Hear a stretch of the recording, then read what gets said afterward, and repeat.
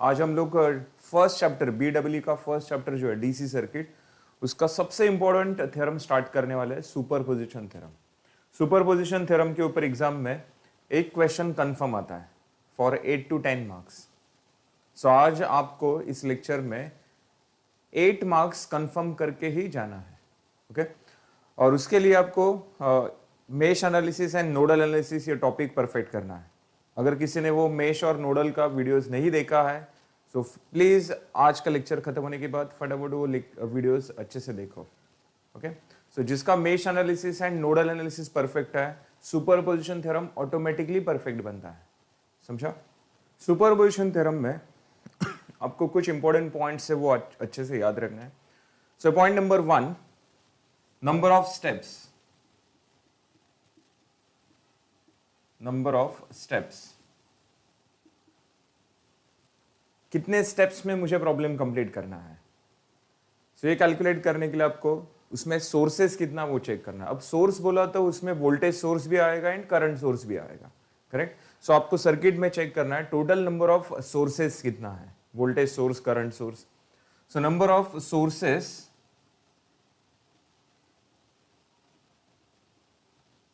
+1।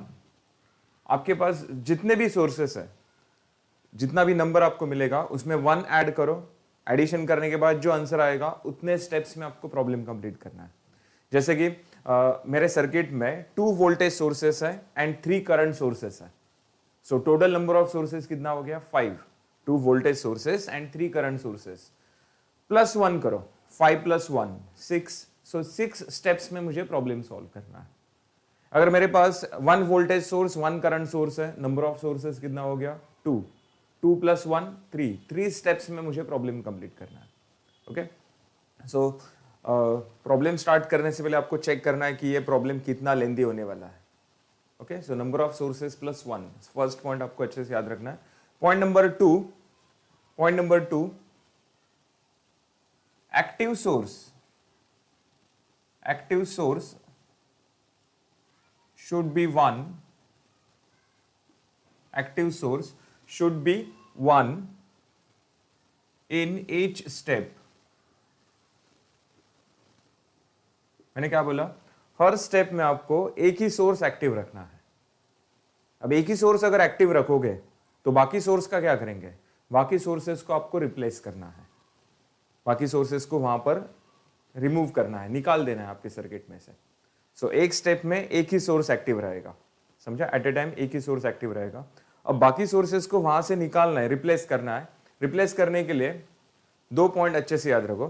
Replace all voltage sources, replace all voltage sources by short circuit. क्या करना है, replace all voltage sources by short circuit and current sources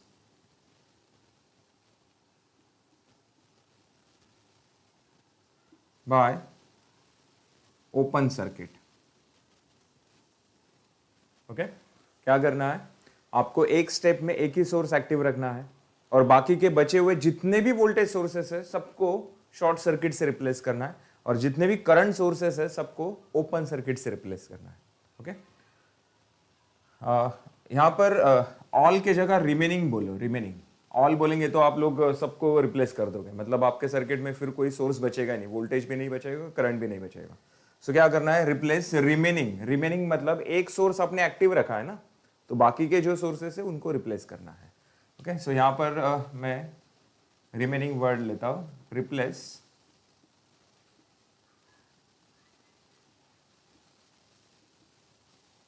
remaining voltage sources by short circuit and current sources by open circuit. यहां पर एक point अच्छे से याद रखो,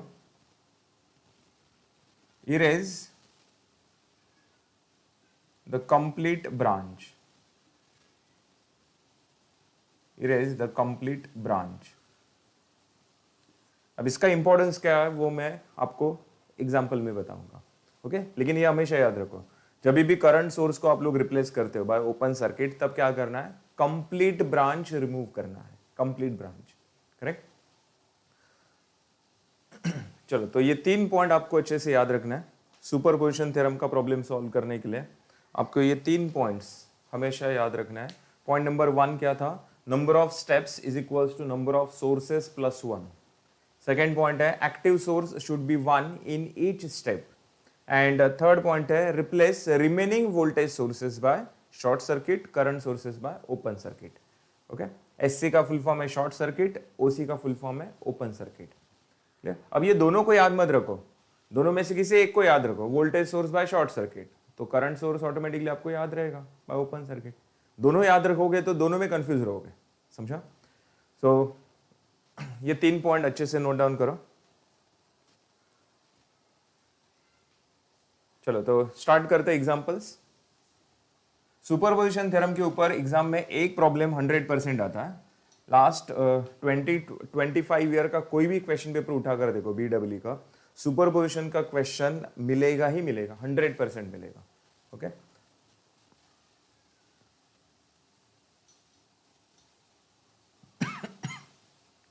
देखा जाए तो ऐसे बहुत सारे थ्योरम्स हैं, बहुत सारे थ्योरम्स हैं। अब उसमें से आपको सिलेबस में ओनली 4 थ्योरम्स है, superposition, Thevenin's, Norton's and maximum power. Okay, और भी है, रेसिप्रोसिटी थ्योरम है, टेलिंगन्स थ्योरम है, मिलमैन्स थ्योरम है, और भी बहुत सारे थ्योरम्स है। सो उसमें से आपको सिलेबस में ओनली 4 टाइप्स है, 4 थ्योरम्स है।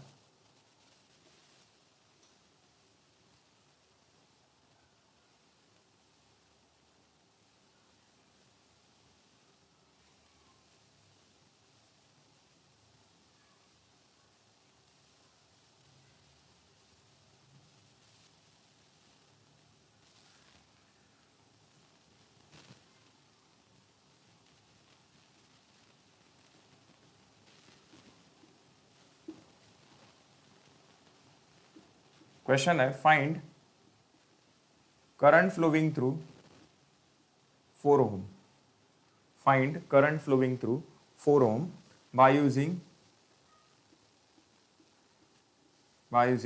Superposition theorem.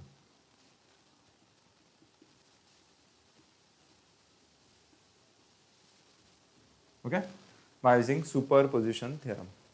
अब सबसे पहले क्या बोला था मैंने, नंबर ऑफ स्टेप्स आपको फाइंड आउट करना है। Number of steps is equals to क्या होता है, नंबर ऑफ सोर्सेस प्लस 1। चेक करो सर्किट डायग्राम में आपके पास टोटल कितने सोर्सेस हैं। अब सोर्सेस बोला तो उसमें वोल्टेज सोर्स भी आएगा, करंट सोर्स भी आएगा। तो इसमें देखो वोल्टेज सोर्स कितना है, 120 volt, and 5 ampere current source है। So 1 voltage source, 1 current source, total number of sources 2, correct. And number of steps is equals to क्या था, number of sources plus 1। So 2 + 1 3। So number of steps is equals to 2 + 1, correct. 3 answer आ गया। सो 3 steps में मुझे ये problem complete करना है। मतलब problem start करने से पहले ही हमें पता चलेगा कि ये प्रॉब्लम कितना लेंदी होने वाला है। Okay, so step number 1,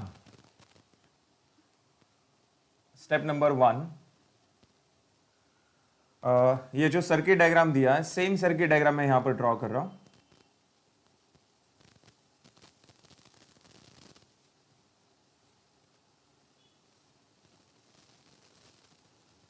twenty volt, 2 ohm, 3 ohm, 5 ampere and 4 ohm।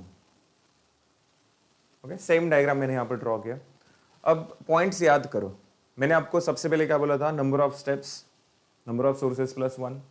Then second point क्या बोला था, active source should be 1 in each step. हर स्टेप में एक ही सोर्स आपको एक्टिव रखना है। अब मेरे पास तो 2 सोर्सेस है, एक 20 वोल्ट है, एक 5 एम्पियर है। सो यहां पर मैं स्टेप 1 में 20 वोल्ट एक्टिव ले रहा हूं। एक्चुअली आप किसी भी सोर्स को एक्टिव ले सकते हो, मतलब कैसा भी सीक्वेंस आप लोग रख सकते हो। सो मैं यहां पर 20 वोल्ट को एक्टिव ले रहा हूं, 20 volt acting alone. Okay, 20 volt acting alone. अब 20 वोल्ट एक्टिव है, तो 5 एम्पियर को मुझे यहां पर रिप्लेस करना है। कैसे, वोल्टेज सोर्स है तो शॉर्ट सर्किट से रिप्लेस करना है, करंट सोर्स है तो ओपन सर्किट से रिप्लेस करना है, करेक्ट। अब कुछ लोग यहां पर क्या करते हैं मालूम है, करंट सोर्स को जब ओपन सर्किट से रिप्लेस करना है ना, तब ये सिर्फ ये करंट सोर्स का जो सिंबल है बस इतना पोर्शन इरेज करते हैं। बहुत सारे बुक्स में भी ऐसे ही किया है, देखो ऐसे, समझा? ऐसा बिल्कुल नहीं करना है। क्या करना है, देखो मैंने आपको जो पॉइंट्स लिख के दिया था उसमें क्लियरली बोला था, देखो replace current source bye open circuit, और आगे ब्रैकेट में क्या बोला था, erase the complete branch, erase the complete branch. तो करंट सोर्स के सीरीज में ये जो 3 ओम रेजिस्टर है उसको भी इरेज करना है, कंप्लीट ब्रांच आपको रिमूव करना है। Okay, complete branch,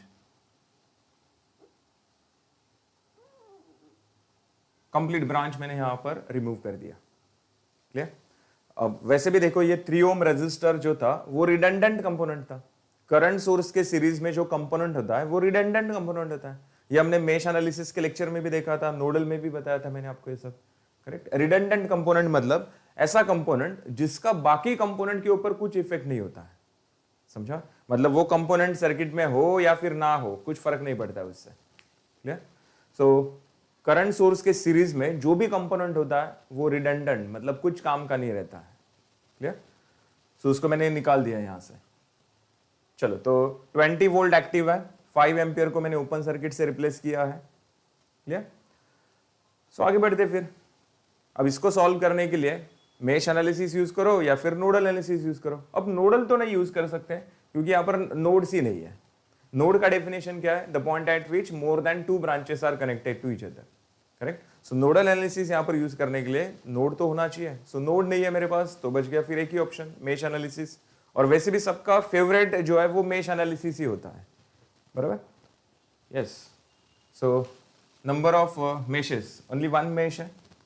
single mesh current में यहां पर एज्यूम कर रहा हूं I1 क्लॉकवाइज डायरेक्शन में। सो यहां पर applying KVL, applying KVL। Mesh analysis में किरचॉफ्स वोल्टेज लॉ अप्लाई करना है। Sum of voltage drops is equals to sum of voltage sources.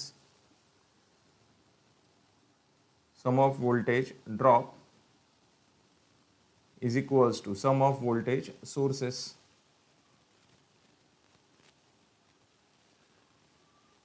Okay, चलो नेक्स्ट आगे बढ़ते हैं। वोल्टेज ड्रॉप के लिए रिस्पॉन्सिबल कौन होता है? रेजिस्टर। 2 ओम 4 ओम, 2 रेजिस्टर्स है मेरे पास। सो बताओ ना, 2 इंटू I1 ना, फिर उसके बाद क्या आएगा? 4 इंटू I1।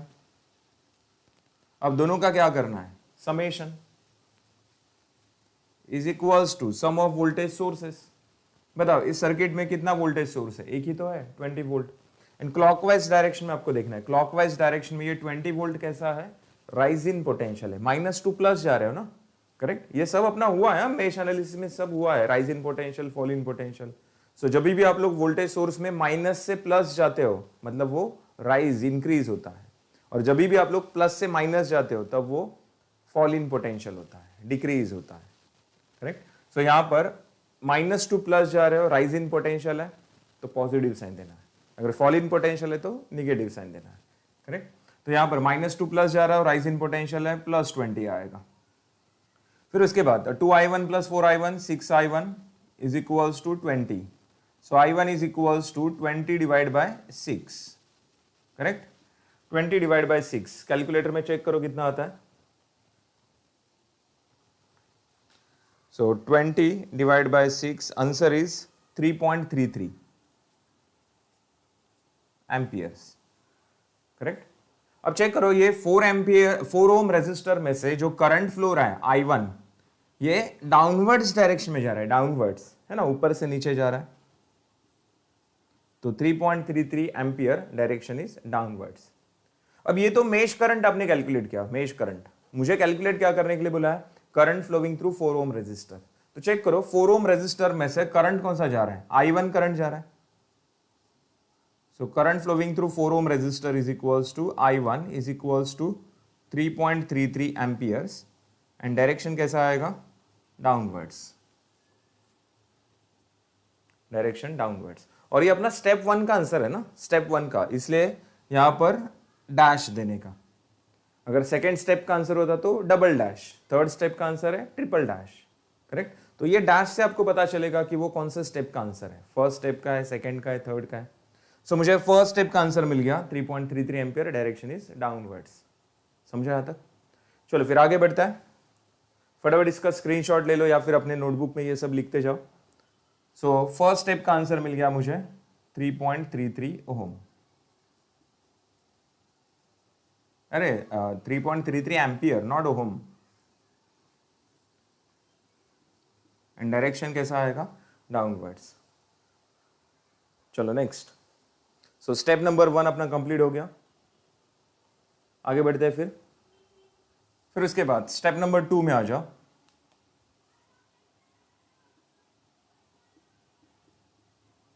फिर से आपको ये जो सर्किट डायग्राम दिया है जैसा है वैसा यहां पर पहले बना के लो।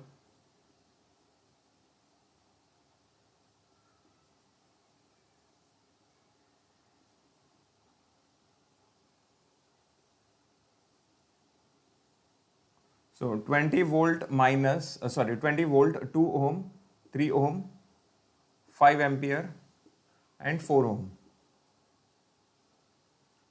ओके अब सेकेंड स्टेप है। फर्स्ट स्टेप में मैंने 20 वोल्ट एक्टिव लिया था, अब सेकेंड स्टेप में मुझे 5 एम्पियर एक्टिव लेना है। सो 5 ampere acting alone, 5 ampere acting alone.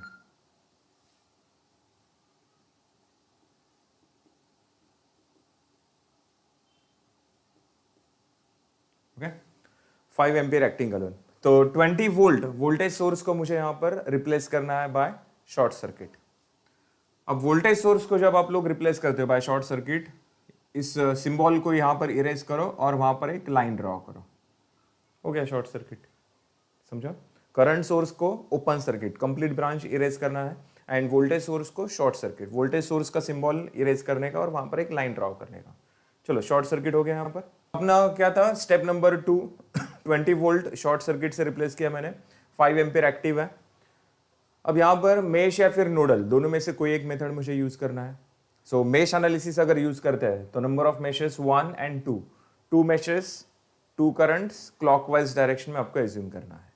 Correct? अब ये कौन से टाइप का क्वेश्चन होगा? मेश एनालिसिस में मैंने आपको 3 टाइप्स बताए थे, 3 टाइप के एग्जाम्पल्स बताए थे। Type number 1 no current source, type number 2 individual current source, and type number 3 common current source. Common current source वाले प्रॉब्लम को हम लोग सुपर मेश भी कहते हैं। करेक्ट? तो ये कौन से टाइप का क्वेश्चन होगा? देखो ना, करंट सोर्स है और वो मेश 1 मेश 2 दोनों में कॉमन है, टाइप 3 हो गया ये common current source. Super mesh का प्रॉब्लम हो गया, तो सुपर मेश है। देखते हैं फिर कैसे सॉल्व करना है। तो सबसे पहले number of meshes 2 mesh current मैंने क्लॉकवाइज डायरेक्शन में एज्यूम किया, I1 एंड I2। करेक्ट? अब जिस मेश में करंट सोर्स प्रेजेंट होता है उस मेश को केवीएल अप्लाई नहीं कर सकते। अब फटक से कुछ लोग बोलेंगे हाँ फिर केसीएल अप्लाई करते हैं, तो ऐसा नहीं रहता है रे। मेश एनालिसिस में केवीएल ही रहता है, बस केसीएल नहीं आता है। नोडल एनालिसिस है तो उसमें केसीएल आता है। सो यहां पर फर्स्ट मेश में देखो करंट सोर्स प्रेजेंट है, केवीएल अप्लाई नहीं होगा। सेकेंड मेश में भी करंट सोर्स प्रेजेंट है, केवीएल अप्लाई नहीं होगा। तो करने का क्या फिर? सुपर मेश इक्वेशन लिखने का, super mesh equation. Super mesh का प्रॉब्लम है ना ये, और सुपर मेश के लिए रिस्पॉन्सिबल कौन है? यहां पर सुपर मेश क्यों बोल रहे हैं हम लोग इसको? क्योंकि यहां पर करंट सोर्स कॉमन है। Correct? So common current source responsible है सुपर मेश के लिए। सो सुपर मेश इक्वेशन, इसका और एक नाम क्या था? इसको और एक नाम से हम लोग बुलाते हैं करंट इक्वेशन। अब नाम से ही आपको पता चलेगा, देखो करंट इक्वेशन, इसका नाम है करंट इक्वेशन। मतलब जो इक्वेशन आप लोग लिखने वाले हो उसमें सिर्फ और सिर्फ कौन रहेगा? करंट रहेगा। बताओ फिर कैसे लिखना है? करंट सोर्स के लेफ्ट साइड I1 करंट है, राइट साइड I2 करंट है। दोनों में से किसका डायरेक्शन करंट सोर्स के डायरेक्शन से मैच कर रहा है? देखो ना, 5 एम्पियर जो है ये अपवर्ड्स डायरेक्शन में जा रहा है ना, I1 डाउनवर्ड्स डायरेक्शन में जा रहा है, downwards, and I2 upwards direction में जा रहा है। तो I2 का डायरेक्शन करंट सोर्स के डायरेक्शन से मैच हो रहा है, I1 अपोजिट है। सो I1 यहां पर कैसा लेंगे फिर? निगेटिव। देखना, तेरे सामने 2 लोग हैं, एक तेरी बात सुन रहा है, एक तेरी बात नहीं सुन रहा है। मतलब एक आदमी है जो तुझे सपोर्ट कर रहा है और एक आदमी है जो तुझे अपोज कर रहा है। तो बता किसको प्लस साइन देगा, किसको माइनस साइन देगा? जो सपोर्ट कर रहा है वो प्लस हो गया, जो अपोज कर रहा है वो माइनस हो गया। कॉमन सेंस वाली बात है। तो यहां पर I1 का डायरेक्शन करंट सोर्स के डायरेक्शन से मैच नहीं कर रहा है, सो I1 नेगेटिव आएगा। I2 सेम डायरेक्शन में सपोर्ट कर रहा है वो, तो उसको पॉजिटिव लेना है। Is equals to current source का वैल्यू कितना है 5। तो देखो ना इस इक्वेशन में इक्वल साइन के लेफ्ट साइड I1 I2 है, दोनों करंट्स है, राइट साइड 5 एम्पियर, ये भी तो करंट ही है। तो इस इक्वेशन में देखो आपको सिर्फ और सिर्फ करंट दिख रहा है, करंट इक्वेशन। तो इसमें I1 I2 दो अननोन वैल्यूज है, मतलब इक्वेशन भी दो लगेगा, साइमल्टेनियस इक्वेशन। सेकेंड इक्वेशन के लिए क्या करेंगे? सेकेंड इक्वेशन के लिए KVL, applying KVL for outer loop, applying KVL for outer loop, ये वाला, ये आउटर लूप। इसमें बताओ 2 ओम रेजिस्टर है एंड 4 ओम रेजिस्टर है ना।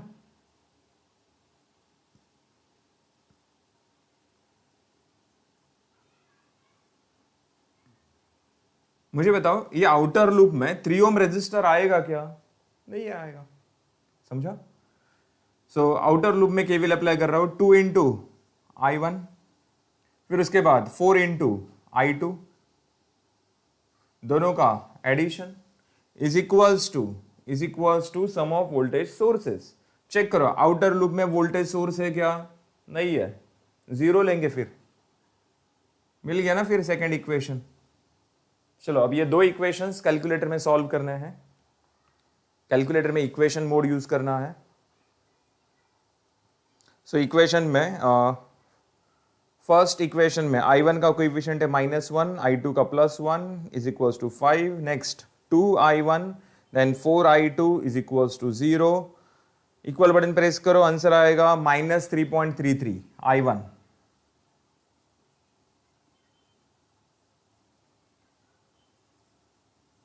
Okay, and again equal button press करो, आंसर आएगा 1.66 I2 is equals to 1.66 amperes. Okay, इसको आप लोग 1.67 भी ले सकते हो, 1.67। चलो I1 मिल गया, I2 मिल गया, लेकिन हमें कैलकुलेट क्या करना है? हमें कैलकुलेट करना है current flowing through 4 ohm resistor. तो चेक करो 4 ओम रेजिस्टर में से करंट कौन सा जा रहा है, I1 जा रहा है या I2 जा रहा है? यस, कौन जा रहा है? I2। तो current flowing through 4 ohm resistor is equals to I2, and I2 का वैल्यू कितना है? 1.66 एम्पियर्स। अब करंट है मतलब डायरेक्शन दिखाना पड़ेगा। तो चेक करो 4 ओम रेजिस्टर में से I2 जो जा रहा है वो कौन से डायरेक्शन में जा रहा है? डाउनवर्ड्स डायरेक्शन में जा रहा है, डाउनवर्ड्स, करेक्ट। और ये अपना सेकेंड स्टेप है ना, सेकेंड स्टेप है, तो यहां पर क्या आएगा? डबल डैश आएगा। स्टेप 1 में सिंगल डैश था, सेकेंड स्टेप है डबल डैश आ गया, करेक्ट। तो ये हो गया अपना सेकेंड स्टेप का आंसर। चलो फटाफट ये नोट डाउन करो या फिर स्क्रीनशॉट लेकर रखो, लेक्चर खत्म होने के बाद आप लोग लिख सकते हो, या फिर मैं तो कहता हूँ कि अभी आप नोटबुक सामने लेके बैठो, कैलकुलेटर सामने लेके बैठो, लिखना शुरू करो, समझो। देखो आप लोग ये एंजॉयमेंट, एंटरटेनमेंट के लिए ये वीडियो नहीं देख रहे हो, पढ़ाई के लिए देख रहे हो बाबा, समझो।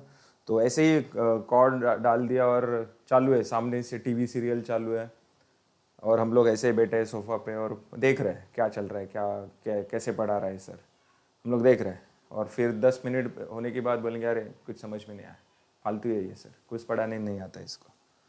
अरे तुम लोग पूरा अच्छे से बैठो, 1 घंटा बैठो, मन लगा के बैठो, फुल इन्वॉल्वमेंट दिखाओ। फिर उसके बाद अगर आप लोग बोलोगे ना कि अरे इसको पढ़ाने नहीं आता है, मैं एक्सेप्ट करेगा, समझो, क्लियर। चलो तो स्टेप नंबर 2 भी अपना कंप्लीट हो गया।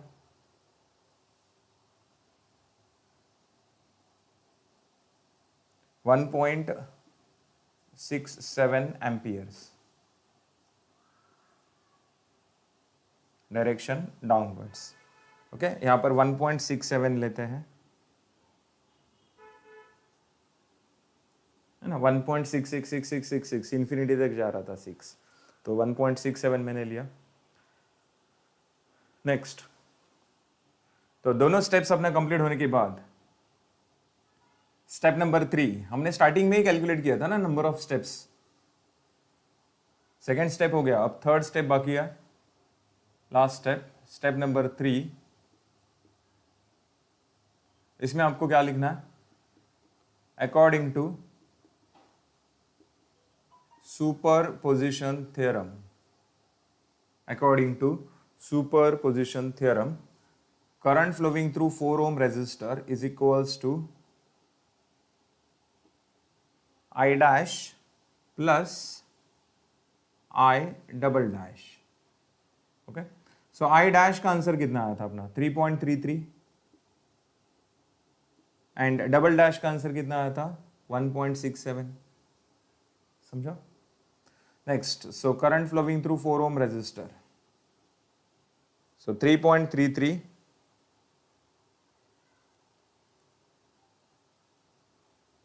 3.33 plus 1.67, answer is 5।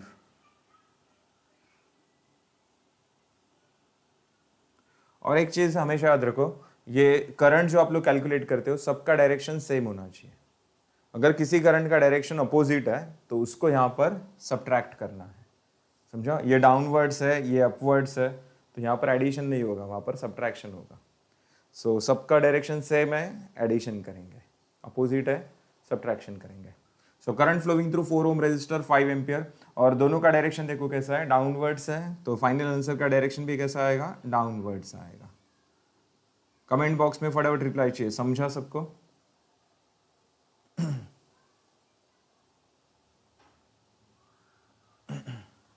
चलो फिर आगे बढ़ते हैं।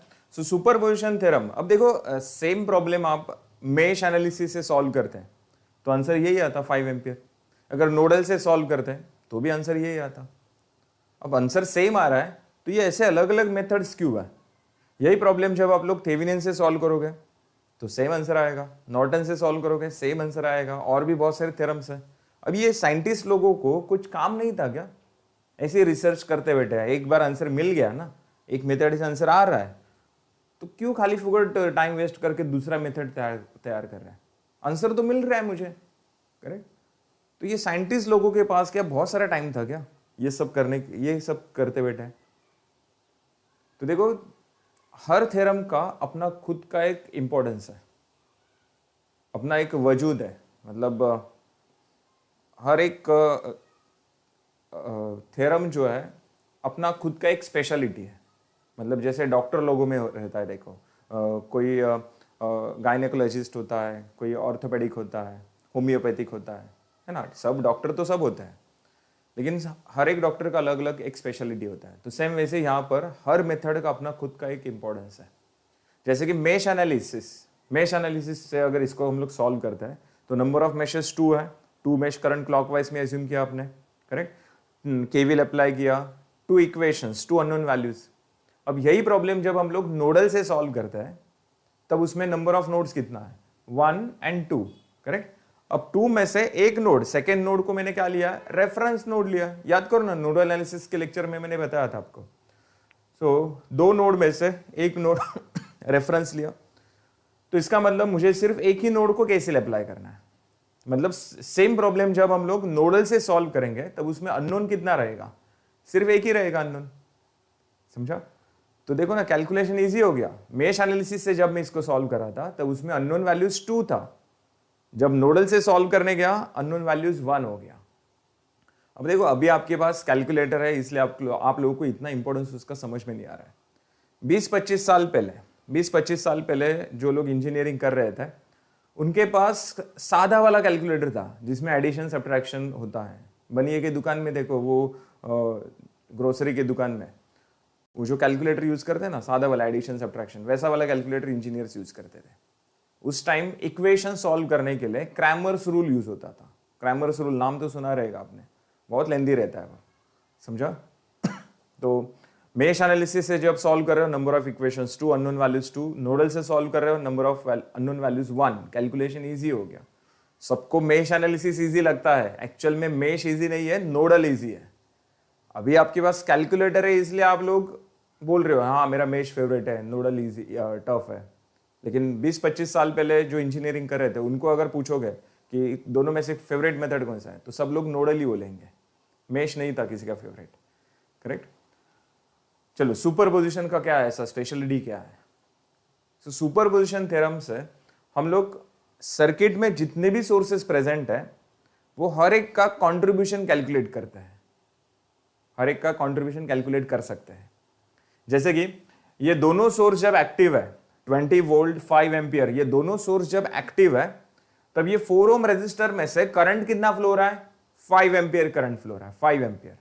अब ये 5 एम्पियर करंट फ्लो होने में 4 ओम रेजिस्टर में 5 एम्पियर करंट फ्लो होने में 20 वोल्ट का कंट्रीब्यूशन कितना है, 20 वोल्ट का 3.33। Because of 20 volt 4 ohm resistor में से करंट 3.33 एम्पियर इतना फ्लो हो रहा है।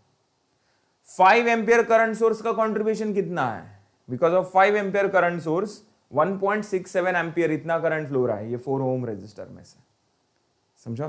तो आपके सर्किट में जितने भी सोर्सेस है वो हर एक सोर्स कितना कंट्रीब्यूट कर रहा है, उस सर्किट में कितना कंट्रीब्यूट कर रहा है, ये पता करने के लिए हम लोग सुपरपोजिशन थ्योरम यूज करते हैं। समझ में आ रहा है सबको?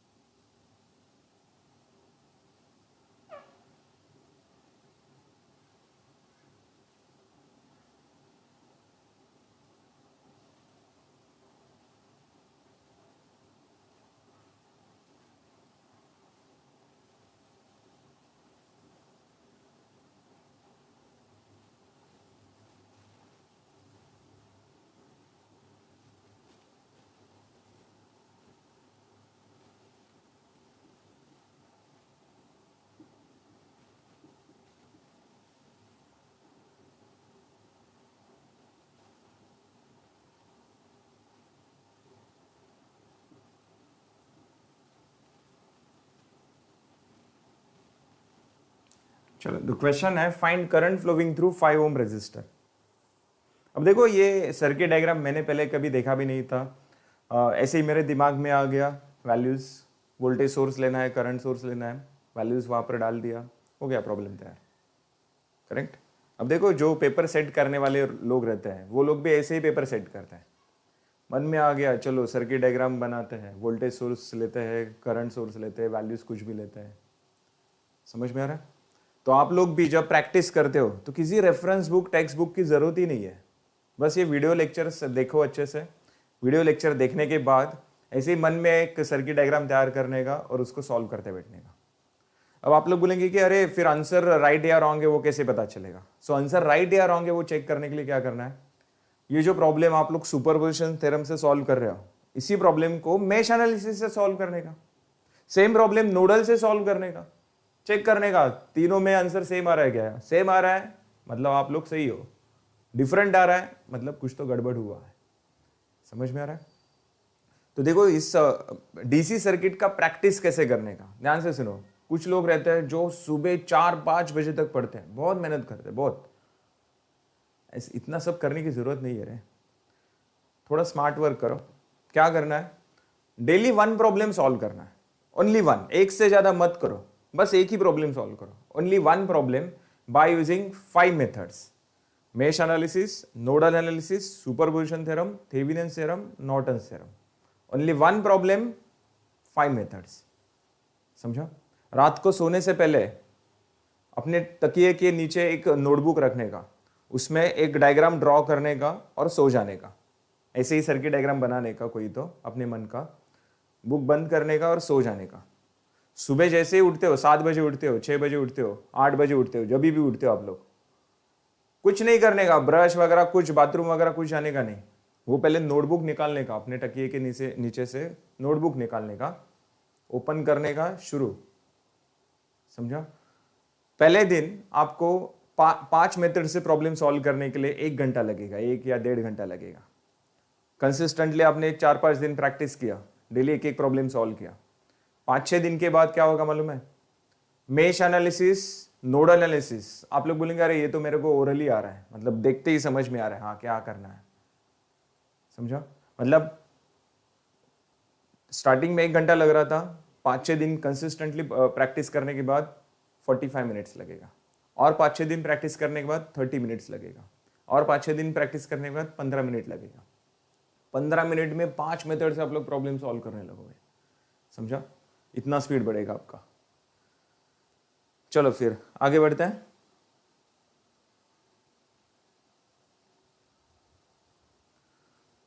सो क्वेश्चन देखो क्या है, find current flowing through 5 ohm resistor by using superposition theorem.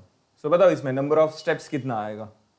Number of steps 1 2 3, total 3 sources है, 2 वोल्टेज सोर्स, 1 करंट सोर्स है, सो 3 सोर्सेस है, 3 + 1 4 स्टेप्स में मुझे प्रॉब्लम कंप्लीट करना है। स्टेप नंबर 1 में 20 वोल्ट एक्टिव लेता है, 20 volt acting alone.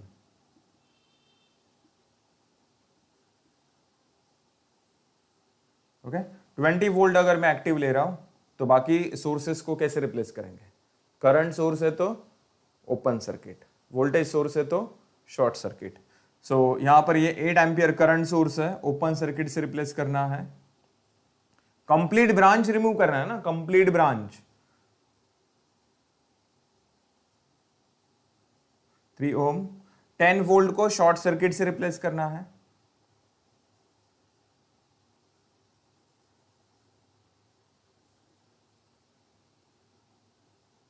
Four ohm and 5 ohm, and this is 20 volt. अब कुछ लोग है ना एक्साइटमेंट में क्या करते हैं, अरे हाँ 4 ओम एंड 5 ओम दोनों पैरेलल है, पैरेलल है मतलब मल्टीप्लीकेशन अपॉन एडिशन, 4 × 5 अपॉन 4 + 5। अरे अगर आप लोग इसको रिड्यूस करोगे, इसका पैरेलल इक्विवेलेंट कैलकुलेट करोगे, तो फिर सॉल्व क्या करोगे? अपना क्वेश्चन है find current flowing through 5 ohm resistor, तो 5 ओम रेजिस्टर फिर गायब हो जाएगा, आपके सर्किट में नहीं रहेगा 5 ओम रेजिस्टर। फिर करोगे क्या? फिर प्रॉब्लम क्या सॉल्व करोगे? समझा? तो ये जो 5 ओम रेजिस्टर है इसको बिल्कुल टच नहीं करने का, उसको वैसे ही रखने का, समझा? अब उसको छोड़ के बाकी जगह चेक करो, कुछ सर्किट वगैरह रिड्यूस हो रहा है क्या? रिड्यूस हो रहा है तो करो, मत करो नहीं तो कुछ फर्क नहीं पड़ता है। डायरेक्ट केवीएल केसीएल अप्लाई करना शुरू करो। चलो तो यहां पर हम लोग केवीएल अप्लाई कर सकते हैं। सो नंबर ऑफ मेशेस कितना है? 2 मेशेस है, सो 2 मेश करंट क्लॉकवाइज डायरेक्शन में एज्यूम करूंगा मैं। Mesh 1 and mesh 2, 2 meshes, so applying KVL for mesh 1। चलो बताओ, मेश एनालिसिस में मैंने 3 टाइप के प्रॉब्लम्स बताए थे, no current source, individual current source, common current source. ये कौन से टाइप का क्वेश्चन है? चेक करो, फर्स्ट कमेंट बॉक्स में मुझे रिप्लाई चाहिए। Applying KVL for mesh 1,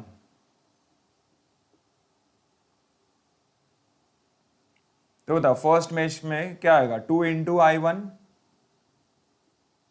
plus 3 × I1 plus 4 × I1 - I2, 4 × I1 - I2। याद है ना, मैंने आपको डायलॉग बताया था, हर कुत्ता अपनी गली में शेर होता है। सो अभी हम लोग किसको केवीएल अप्लाई कर रहे हैं? मेश 1 को केवीएल अप्लाई कर रहे हैं। सो मेश 1 का करंट कौन है? I1।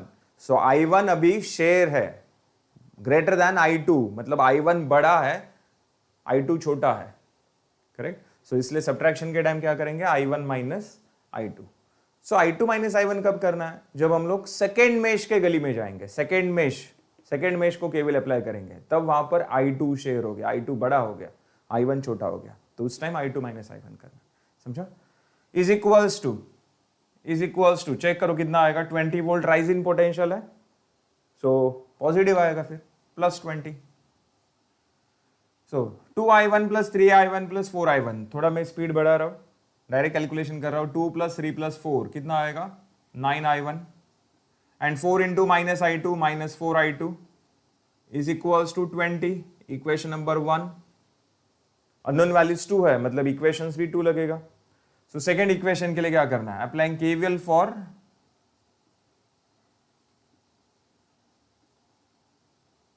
मेश 2।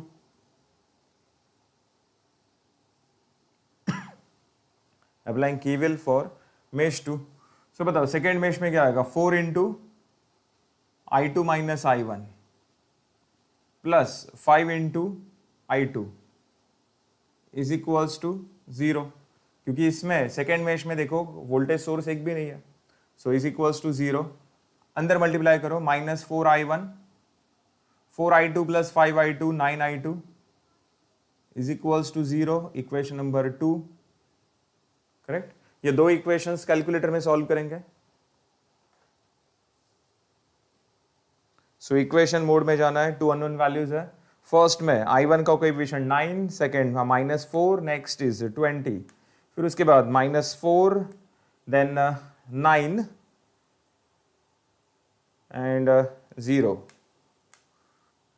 सो आंसर आ गया 2.769। I1 is equals to 2.769 amperes and I2 is equals to, again equal button press करो, 1.23 amperes। सो अपना क्वेश्चन क्या है, find current flowing through 5 ohm resistor. So check करो 5 ohm resistor में से current कौन सा जा रहा है, I2। So 1.23 amperes एंड 5 ओम में से I2 जो जा रहा है वो कौन से, डाउनवर्ड्स डायरेक्शन में जा रहा है, डाउनवर्ड्स। समझो यहां तक सबको। चलो तो स्टेप नंबर 1 का आंसर हमें मिल गया। और हाँ, ये स्टेप नंबर 1 है, मतलब ये डैश आएगा ना यहां पर, सिंगल डैश। चलो स्क्रीनशॉट लो, स्टेप 2 में जाते हैं।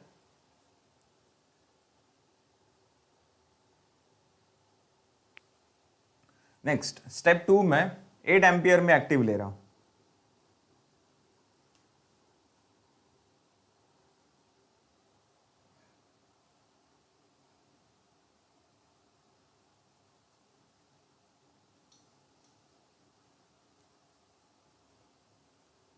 ये आंसर मैं ऊपर यहां पर लिख के रखता हूं, current flowing through 5 ohm resistor I dash is 1.23 ampere. मेरे रेफरेंस के लिए मैं यहां पर लिख के रखता हूं ऊपर। चलो फिर next step, step number 2, 8 ampere acting alone.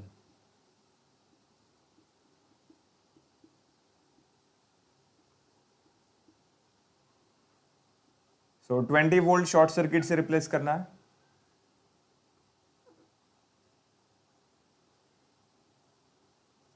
Current source active है, 10 वोल्ट शॉर्ट सर्किट से रिप्लेस करना। Next 4 ohm and next 5 ohm, 2 ohm, 3 ohm, 4 ohm and 5 ओम।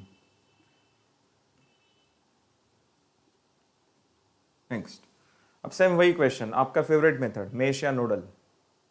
अगर आप लोग मेश एनालिसिस से कर रहे हो तो नंबर ऑफ मेशेस 3 आएंगे। मेश 1 2 3, 3 करंट क्लॉकवाइज में एज्यूम करना है, बहुत लेंदी हो जाएगा। अननोन वैल्यूज 3 ना, 3 इक्वेशंस बनेगा। और प्लस उसमें मेश 1 मेश 2 सुपर मेश हो रहा है। So super mesh equation, KVL for outer loop of super meshes, mesh 3 को केवीएल अप्लाई करना है। सो उससे अच्छा हम लोग एक काम करते हैं, नोडल यूज करते हैं। नोडल का भी प्रैक्टिस हो जाएगा अपना। सो नोडल में नंबर ऑफ नोड्स आपको चेक करना होता है। नंबर ऑफ नोड्स चेक करो कितना है यहाँ पर, 1 2 3 एंड 4। करेक्ट। अब ये 4 नोड्स मिलने के बाद चेक करो इसमें इक्विपोटेंशियल नोड्स कौन है। इक्विपोटेंशियल नोड्स मतलब ऐसे नोड्स जिनके बीच में ब्रांच तो है लेकिन उस ब्रांच में एक भी कंपोनेंट नहीं है, वोल्टेज नहीं है, करंट नहीं है, रेजिस्टर नहीं है, कुछ नहीं है, जस्ट ब्रांच है। जैसे कि यहां पर देखो फर्स्ट एंड सेकेंड में रेजिस्टर है। करेक्ट। सो ये first and second node equipotential हुआ क्या, नहीं। सेकेंड एंड थर्ड में देखो रेजिस्टर्स है, इक्विपोटेंशियल नहीं है। थर्ड एंड फोर्थ की अगर बात करते, थर्ड एंड फोर्थ, तो दोनों के बीच में ब्रांच है लेकिन उसमें कंपोनेंट नहीं है, मतलब ये इक्विपोटेंशियल हो गया। अब नाम से ही पता चल रहा है दोनों का पोटेंशियल इक्वल है, तो दो अलग अलग नोड क्यों कंसीडर करेंगे, एक ही नोड कंसीडर करेंगे। तो मैं यहां पर क्या कर रहा हूं, देखो ये 4 ओम का जो ब्रांच है ना, यहां से मैंने निकाल दिया और यहां पर कनेक्ट किया, ऐसे चलेगा ना। जैसे हम लोग चार्जिंग के लिए जब मोबाइल लगाते हैं तो हॉल में भी लगा सकते हैं, किचन में भी लगा सकते हैं। और बेडरूम में भी लगा सकते हैं, कहीं पर भी लगा सकते हैं, क्योंकि सब जगह मुझे वोल्टेज तो सेम ही मिल रहा है, करेक्ट, इक्वी पोटेंशियल है। तो मैंने यहां पर क्या किया, यहां से ये ब्रांच निकाला और यहां पर कनेक्ट किया। अब मेरे पास नंबर ऑफ नोड्स कितना हो गया, ओनली 3, 1 2 3, कम हो गया ना। देखो सिंपल सा लॉजिक है, जितने ज्यादा नोड्स उतना ज्यादा कैलकुलेशन, जितने कम नोड रहेंगे उतना कम कैलकुलेशन करना पड़ेगा। सो नंबर ऑफ नोड्स 3 आ गया।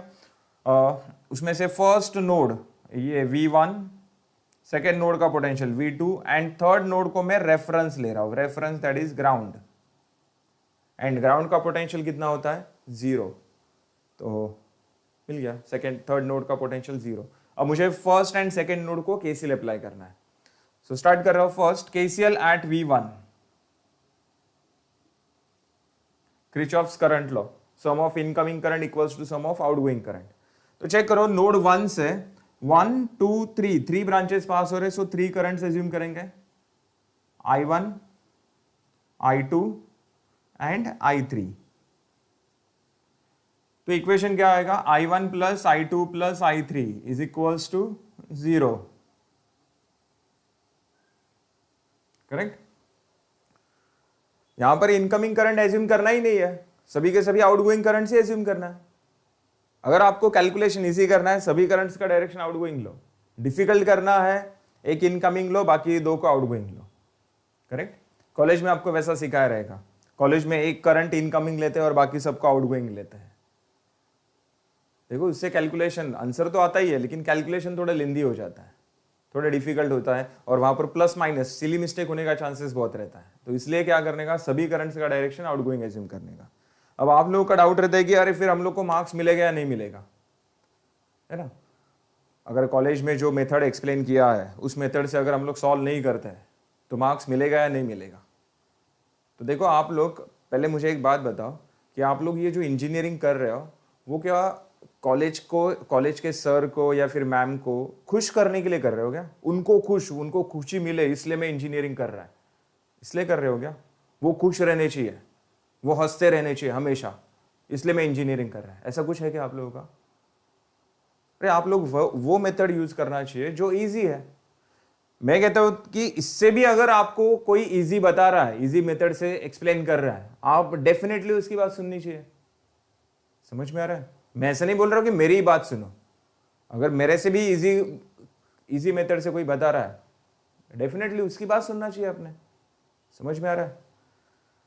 तो देखो आप लोग, हमें कुछ तो, खुद को कुछ तो बनना है लाइफ में, कुछ तो एकदम धमाल करना है, इसलिए हम लोग इंजीनियरिंग कर रहे हैं, समझा। चलो आगे बढ़ते फिर, I1 plus I2 plus I3 is equals to 0। Next KCL, equation तो बना लिया, लेकिन यहां पर मैंने आपको 2 स्टेटमेंट याद रखने के लिए बोला था। First, current always flow from higher potential to lower potential, and current directly proportional to potential difference and inversely proportional to the resistance, Ohm's law, I is equals to V upon R। तो यहां पर बताओ I1 का direction V1 से लेके VG है ना, तो हायर पोटेंशियल कौन हुआ, V1, लोअर पोटेंशियल कौन हुआ, VG। करंट के डायरेक्शन से हमने डिसाइड किया हायर पोटेंशियल कौन, लोअर पोटेंशियल कौन। सो यहां पर क्या आएगा बताओ, V1 माइनस VG अपॉन 2 ना, Ohm's law, I is equals to V upon R। So V1 minus VG upon 2, VG का वैल्यू 0 है तो V1 अपॉन 2 लेते हैं direct, V1 divide by 2 plus I2 बताओ, I2 जिस ब्रांच में जा रहा है उस ब्रांच में ऑलरेडी करंट सोर्स है, तो यहां पर कोई लॉ वगैरह अप्लाई नहीं करना है, यहां पर बस थोड़ा सा कॉमन सेंस अप्लाई करना है। 8 एम्पियर करंट सोर्स जिस ब्रांच में प्रेजेंट है उस ब्रांच में से I2 करंट जा रहा है, I2 का डायरेक्शन और करंट सोर्स का डायरेक्शन अपोजिट है, अपोजिट है तो माइनस आएगा, -8, यस और नो। अगर सेम डायरेक्शन होता तो +8 आता, करेक्ट। या फिर डायरेक्ट आप लोग ये प्लस निकाल के -8 लिखोगे तो भी चलेगा, आगे जाके वही तो होने वाला है। चलो नेक्स्ट, प्लस I3 का डायरेक्शन कैसा है, V1 to V2, V1 higher potential, V2 lower potential हो गया, तो क्या आएगा यहां पर V1 माइनस V2 अपॉन 3 ना, V1 minus V2 upon 3 is equals to 0। Next, अब इसके बाद V1 upon 2 -8 plus V1 upon 3 minus V2 upon 3, इसको मैं स्प्लिट कर सकता हूं, V1 माइनस V2 अपॉन 3 को, V1 upon 3 minus V2 upon 3। अब इसमें और इसमें देखो V1 कॉमन है, तो 1/2 प्लस 1/3 V1 माइनस 1/3 V2, और ये -8 राइट साइड लेके जाओ +8 हो जाएगा। मिल गया इक्वेशन नंबर 1। अब सेम ऐसे ही मुझे और एक इक्वेशन चाहिए, तो नोड 2 को केसीएल अप्लाई करते हैं। सो केसीएल एट नोड V2, तो नोड 2 से बताओ कितने ब्रांचेस पास हो रहे हैं, 1, 2 and 3। So 3 currents I4, I5 and I6। So equation क्या आएगा, I4 plus I5 plus I6 is equals to 0। अब ये पिक्चर में नहीं है, I1, I2, I3 ये तीनों का रोल खत्म हो गया पिक्चर में से, अब वो नहीं दिखेंगे आपको कभी। अब किसका रोल स्टार्ट हो गया, I4, I5, I6 का रोल स्टार्ट हो गया, करेक्ट। सो I4 बताओ कैसे फ्लो कैसे जा रहा है, V2 से V1 जा रहा है। सो V2 माइनस V1 आएगा ना, ये V2 minus V1 divide by 3। I5 बताओ, I5 जिस ब्रांच में जा रहा है उसमें V2 हायर पोटेंशियल है, VG लोअर पोटेंशियल है। सो V2 माइनस VG अपॉन 4, तो V2 अपॉन 4 ले सकते हो, VG वैसे भी 0 ही है। चलो नेक्स्ट I6 बताओ, V2 minus VG upon 5, VG 0, so V2 upon 5 is equals to 0। तो बताओ ये इक्वेशन कैसे लिखेंगे, -1/3 V1 ना, मैं थोड़ा स्किप कर रहा हूं 1-2 स्टेप, समझ में आ जाएगा सबको।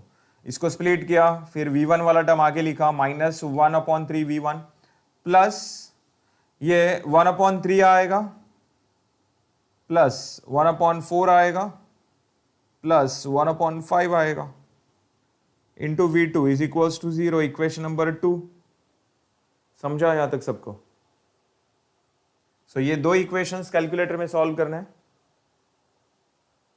अब कैलकुलेटर कैसे यूज करना है देखो, ऑन करने के बाद मोड बटन प्रेस करो, उसमें EQN के लिए नंबर दिया है 5, करेक्ट। अब उसमें first number ANX plus BNY is equals to CN, simultaneous equation 1 number press किया। फिर उसके बाद यहां पर 1/2 है, 1/2 को मैं 2 इनवर्स ऐसा लिख सकता हूं। जब भी डिनोमिनेटर का वैल्यू न्यूमरेटर में जाता है तब उसका पावर का साइन चेंज होता है। सो यहां पर 2 का पावर 1 है, न्यूमरेटर में जाने के बाद -1। सेम वैसे ही 3 इनवर्स ऐसा लिख सकते हैं। मतलब इसको हम लोग कैसे लिखेंगे कैलकुलेटर में, 2 इनवर्स प्लस 3 इनवर्स ऐसा लिखेंगे। कैसे देखो, 2 इनवर्स के लिए देखो, मोड बटन है ना, उसके नीचे एक बटन है x⁻⁻1 करके, मोड बटन के ऊपर सॉरी नीचे x⁻⁻1 करके बटन है, प्रेस करो, 2 इनवर्स आ गया, plus 3 inverse, equal button press करो, नेक्स्ट कॉलम में गए आप लोग। अब यहां पर क्या लिखेंगे, -3 इनवर्स, फिर यहां पर 8, फिर इसके बाद यहां पर -3 इनवर्स, फिर यहां पर क्या आएगा, 3 inverse plus 4 inverse plus 5 inverse is equals to 0।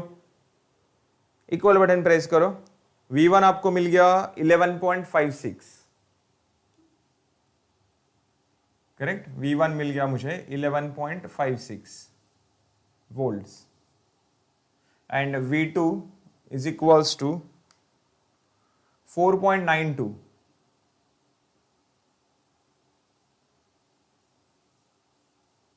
Correct. ये मैंने नोड वोल्टेजेस कैलकुलेट किया। नेक्स्ट, लेकिन मुझे कैलकुलेट क्या करने के लिए बोला है, current flowing through 5 ohm resistor. अब 5 ओम रेजिस्टर में से कौन सा, I6 जा रहा है ना, I6। So current flowing through 5 ohm resistor is equals to I6, and I6 is equals to आपने क्या लिया, V2/5 लिया। So current flowing through 5 ohm resistor is equals to, V2 का वैल्यू कितना है, 4.92 divide by 5। So 4.92 divided by 5, answer is 0.984 amperes,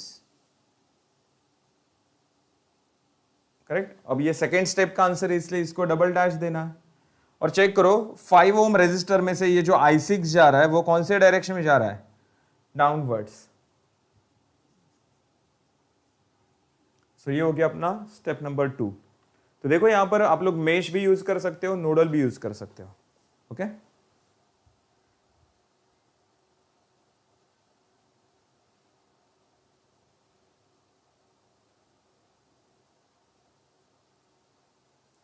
-8 देखिए, I2 current जिस branch में जा रहा है उस ब्रांच में ऑलरेडी करंट सोर्स है। I2 का डायरेक्शन और 8 एम्पियर का डायरेक्शन अपोजिट है, तो इसलिए I2 इज इक्वल्स टू क्या आएगा, -8 आएगा। अब इस -8 को राइट साइड लेके गया मैं, +8 हो गया। समझो क्रिकेट लवर, फटाफट रिप्लाई दे।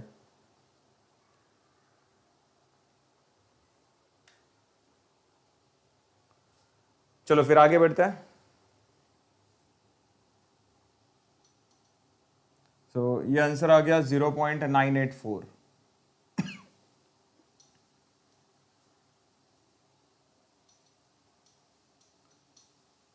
नेक्स्ट स्टेप नंबर 3,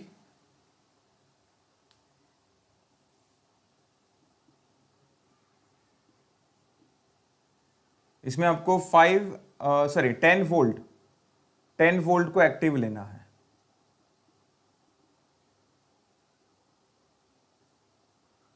तो 20 वोल्ट शॉर्ट सर्किट से रिप्लेस करेंगे, 2 ओम आएगा। करंट सोर्स ओपन सर्किट से कंप्लीट ब्रांच इरेज करना है, फिर ये 10 वोल्ट आएगा, ये 4 ओम आएगा और फिर ये 5 ओम।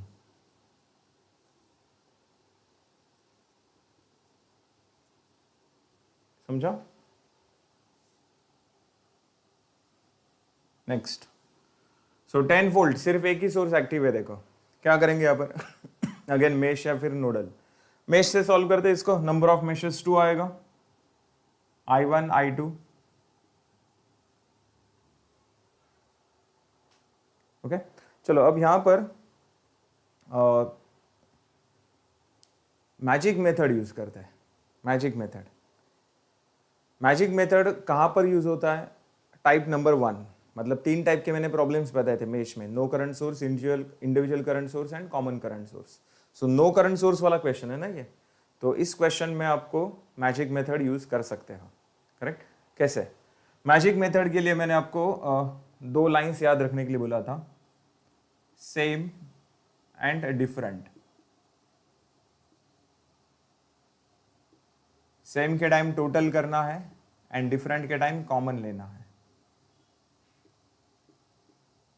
ओके सो इक्वेशन कैसे लिखेंगे, देखो सबसे पहले नंबर ऑफ मेशेस देखो 2 है, सो 2 नंबर्स पहले यहां पर लिखो। अगर 3 मेशेस होता तो 1 2 3 और एक नंबर में यहां पर लिखता। Correct? So number of meshes 2, unknown values 2, तो इक्वेशंस भी 2 बनेगा, I1 I2 I1 I2। Correct? अगर 3 मेशेस होता तो 1 2 3 I1 I2 I3 I1 I2 I3 I1 I2 I3। Correct? Next, same के टाइम क्या करना है, टोटल करना है ना। तो यहां पर बताओ नंबर क्या दिख रहा है, 1, यहां पर नंबर क्या दिख रहा है, 1 1 1, सेम नंबर है, मतलब क्या करना है, टोटल। सो फर्स्ट मेश में जितने भी रेजिस्टर है सबका टोटल करो, 2 + 3 + 4 कितना आएगा, 9। फिर यहां पर नंबर क्या दिख रहा है, 1, यहां पर नंबर क्या दिख रहा है, 2 1 2, डिफरेंट नंबर है, डिफरेंट है मतलब कॉमन लेना है, तो मेश 1 एंड मेश 2 दोनों में कॉमन कौन है, 4 is equals to sum of voltage sources. So check करो फर्स्ट मेश में कितना वोल्टेज सोर्स है, एक वोल्टेज सोर्स है 10 वोल्ट, क्लॉकवाइज डायरेक्शन में चेक करो वो प्लस टू माइनस जा रहा है, प्लस टू माइनस मतलब fall in potential, so negative sign आएगा। फिर आगे बताओ, सेकंड में आ जाओ, ये नंबर दिख रहा है 2, ये नंबर दिख रहा है 1, 2 1 डिफरेंट नंबर है तो कॉमन लेना है, सो मेश 2 एंड मेश 1 में कॉमन 4। यहां पर नंबर 2 है, यहां पर नंबर 2 है, डिफरेंट है, सॉरी डिफरेंट कैसे, सेम हो गया ना, ये तो ये 2 है ये 2 है, सेम हो गया, सेम के टाइम टोटल, सो मेश 2 का total resistor 4 + 5 9 is equals to, second mesh में देखो एक भी वोल्टेज सोर्स नहीं है, सो 0 आएगा फिर ये। करेक्ट? फिर उसके बाद मुझे बताओ आप लोगों ने मैट्रिक्स पढ़ा है, मैट्रिसेस ये टॉपिक पढ़ा है 11th 12th में। ये कौन सा टाइप का मैट्रिक्स है, स्क्वायर मैट्रिक्स है, 2 रोज 2 कॉलम्स है। अब इसमें डायगोनल एलिमेंट्स कौन सा है? डायगोनल AD, ये डायगोनल एलिमेंट्स हो गए, ये नॉन डायगोनल एलिमेंट्स है। डायगोनल एलिमेंट्स हमेशा left top to right bottom ही रहता है। तो यहां पर क्या करना है, देखो इक्वल साइन के लेफ्ट साइड देखो ना, इक्वल साइन के लेफ्ट साइड ये 2x2 का मैट्रिक्स मिल गया। अब इसमें जो डायगोनल एलिमेंट्स है उनको पॉजिटिव साइन दो, नॉन डायगोनल एलिमेंट्स को निगेटिव साइन दो, समझो? डायगोनल एलिमेंट्स को पॉजिटिव, नॉन डायगोनल एलिमेंट्स को निगेटिव, बन गया आपका इक्वेशन, समझो? अब देखो ऐसा हेडिंग नहीं देने का बाय यूजिंग मैजिक मेथड करके। कुछ स्टूडेंट्स है जिनका मैंने फोटोकॉपी देखा है, उसमें उन्होंने लिखा था बाय यूजिंग मैजिक मेथड करके। अरे ऐसा कोई मेथड नहीं है, मेथड नहीं है मतलब ऑथेंटिक नहीं है, मतलब किसी बुक में है। मेरे हमारा जो बुक है RK सर मेरा और मडवी सर का जो BEE का बुक है, उसमें ये मेथड मैंने मेंशन किया है, समझा? Magic method. सो आप लोग बोलेंगे कि फिर एग्जाम में कैसे करने का? एग्जाम में हेडिंग नहीं देना है मैजिक मेथड, तो फिर लिखने का कैसे? बहुत सिंपल है, देख ये जो इक्वेशन तुम लोगों ने लिखा है ना, यहाँ पर लिखने का applying KVL for mesh 1, correct? Equation number 1। फिर यहां पर लिखने का अप्लाइंग KVL फॉर मेश 2, समझा? हो गया, बस और कुछ लिखने की जरूरत नहीं है, मिल जाएंगे मार्क्स आपको, 100% मिलेंगे। नेक्स्ट, सो सॉल्व करना इक्वेशन। तो बताओ, अननोन वैल्यूज 2 है, फर्स्ट में I1 का coefficient 9, then -4 is equals to -10, then -4, 9 and 0। So I1 मुझे मिल गया -1.38 एम्पियर्स एंड I2 मुझे मिल गया -0.615 एम्पियर्स, समझा? अब मुझे कैलकुलेट क्या करना है? Current flowing through 5 ohm resistor. तो बताओ ये 5 ओम रेजिस्टर में से करंट कौन सा जा रहा है? I2 जा रहा है, I2। और I2 का डायरेक्शन कैसा है? I2 का वैल्यू मिल गया -0.615 एम्पियर एंड I2 का डायरेक्शन कैसा है? I2 डाउनवर्ड्स डायरेक्शन में जा रहा है, डाउनवर्ड्स। अब आप लोग बोलेंगे अरे आंसर तो निगेटिव आया है, तो ये अपवर्ड डायरेक्शन में जाएगा ना। आप सही चाह रहे हो, सही सोच रहे हो आप लोग, नो प्रॉब्लम, करेक्ट ही बोल रहे हो आप लोग। नेगेटिव आंसर आ गया मतलब इसका डायरेक्शन चेंज करना पड़ेगा। अभी यहाँ पर वो आपको कैसा दिख रहा है? डाउनवर्ड्स दिख रहा है। सो इसको अगर प्लस करेंगे तो इसका डायरेक्शन अपवर्ड्स आएगा, समझा? अपवर्ड्स। वो सब एक्सप्लेन करने की जरूरत नहीं है, सबको पता है। सो जैसा आंसर आया प्लस में ही रखो, माइनस में आ रहा है माइनस में ही रखो, समझा? तो हाँ, और ये थर्ड स्टेप का आंसर है इसलिए ट्रिपल डैश देंगे यहाँ पर। सो ये आ गया -0.615 एम्पियर्स। ओके, चलो फटाफट इसका स्क्रीनशॉट लो, आगे बढ़ते हैं फिर।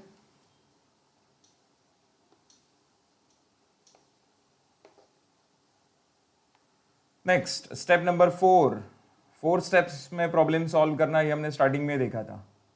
फिर यहां पर लिखेंगे according to superposition theorem current flowing through 5 ohm resistor is equals to I dash plus double dash plus triple dash.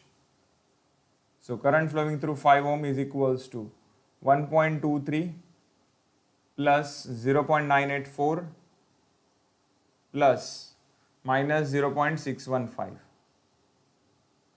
So current flowing through 5 ohm resistor is equals to 1.23 plus 0.984 minus 0.615. So answer आ गया 1.599 ampere. Okay, और ये तीनों का direction कैसा था? Downwards था, downwards. तो final answer का डायरेक्शन भी कैसा आएगा? डाउनवर्ड्स। सो ये हो गया अपना फाइनल आंसर। अब ये आंसर राइट या रॉन्ग है वो चेक करने के लिए आपको सेम प्रॉब्लम, ये जो प्रॉब्लम था ये मेश एनालिसिस से सॉल्व करना है, जिसमें किसी सोर्स को रिप्लेस नहीं करना है, सभी सोर्स एक्टिव रखेंगे, मेश एनालिसिस से सॉल्व करेंगे। सो अपना आंसर यही आएगा। नोडल से सॉल्व करेंगे, आंसर यही आएगा। समझा? सो आज के लेक्चर में देखो हमने सुपरपोजिशन थ्योरम कंप्लीट किया। सुपरपोजिशन थ्योरम के ऊपर एग्जाम में एक क्वेश्चन 100% आता है।